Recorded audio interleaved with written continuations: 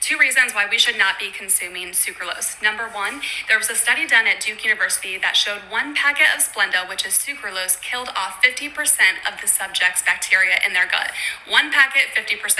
I was having a bit of a hard time finding this study, and at first I thought it didn't exist. And then I found this article that stated that there was a new study out of Duke indicating that sucralose kills off 50% of beneficial microflora. This would be the actual study. The first important matter is it was done in rodents. Their results were at the end of the 12-week treatment period. They did see a reduction in specific gut bacteria, an increase in fecal pH, and alterations in certain proteins within the gastrointestinal tract, which the authors concluded may limit the bioavailability of orally administered drugs.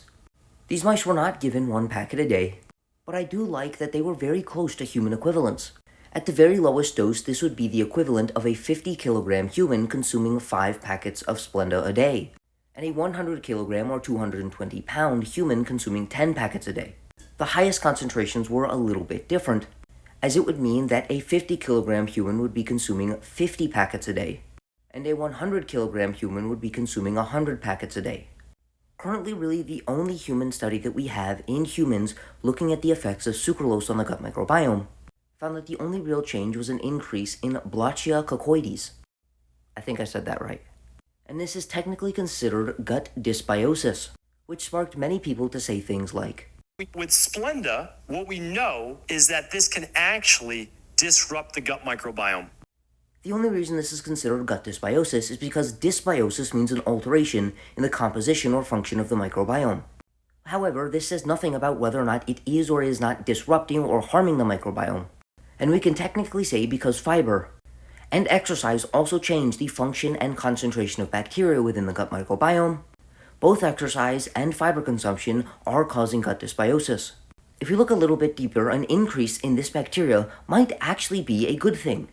We have studies indicating that a depletion of this bacteria, which occurs typically in obese patients, relates to intestinal inflammation and worsening of their metabolic phenotype, which is a worsening of their glucose control and triglycerides.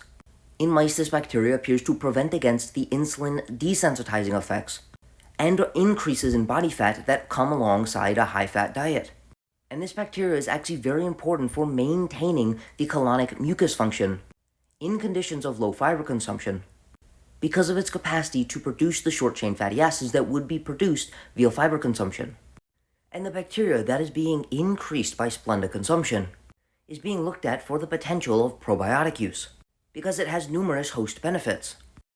Understand, I'm not attempting to say that Splenda is going to positively impact the gut microbiome. However, most studies indicate that it is inert, but most studies end up finding that sucralose has an inert effect on the gut microbiome. And because we know so little about the gut microbiome and the proper concentrations of different bacteria, there is no way for us to actually make any conclusions off of findings like this that show very minuscule concentrations in specific colonies of bacteria. And if people use the term gut dysbiosis to scare you, gut dysbiosis is just a change in the function or structure of the gut microbiome. It doesn't indicate a positive or negative effect. There's insufficient evidence to make any conclusions upon what sucralose does to the gut microbiome in humans, and it's almost impossible to extrapolate anything that was found in this study to humans either.